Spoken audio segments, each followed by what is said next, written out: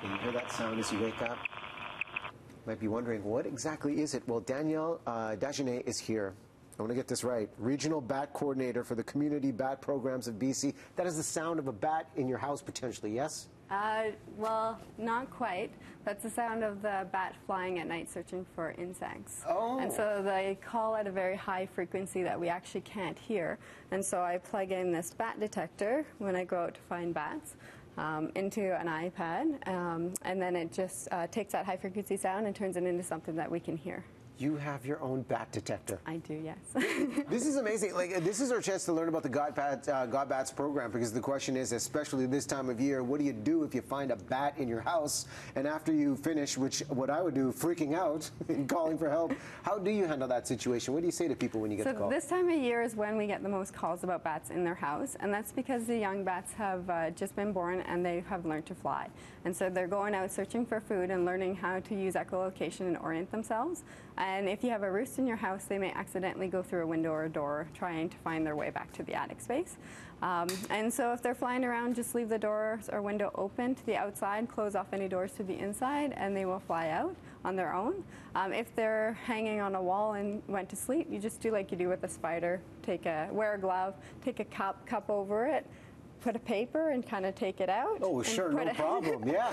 Put it outside. Cool, calm, collected, just, yeah, the cup and you're out. The very important thing is to put it up on a tree up on the side of your house, because bats can't fly off the ground. They need to be able to drop. And this, if you have bats living in your house and you don't want them there, this is a bat house, and you can use this to help exclude them. So in September, through the winter, when it's safe to exclude your bats, when you're done excluding them, you can put up a bat house, and then they'll use this structure instead of using your house. Now, why are they good for the environment? You know, you think about the fears, the inherent fears when you encounter a bat, but they do serve a good purpose.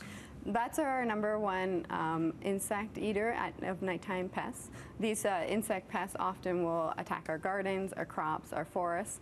In the States, they did a study showing that they save us billions of dollars of pesticide use in the corn and cotton industry. Is this your hand right here holding the bat? No, that's not actually. That is a Yuma myotis bat. We're doing research at Dease Island, and my friend Joanna took that picture. What's the average size of a bat? Because, I mean, in my head, I'm thinking huge wingspan. It's going to come over, take me away somewhere. Like, what is the average size of a bat? Their wingspans are about this big when they're flying. The weight of a bat, so that little bat right there, the Yuma one that you saw, weighs about the same as a quarter. And we missed your fingers. What would you say measurement-wise, length-wise, how big? You want to show again? Yeah.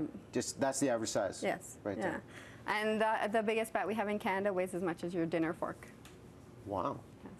Population, bat population in BC versus Canada, how big would you say it currently is, and what are the biggest threats to the population today? Well, that's a very good question. We actually don't know what our population is, and that's why we have the GOTS Bat program. So it started 5 years ago, and this is to get people to help report bats to us. So if you have bats roosting or you come across a hibernaculum in the wintertime, report it to us so that we can track these populations and we can figure out where our population is.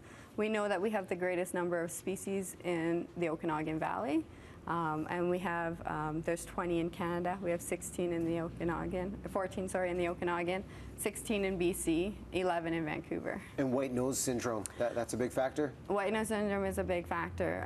So it's wiping out populations in the east, moving across Canada and the United States.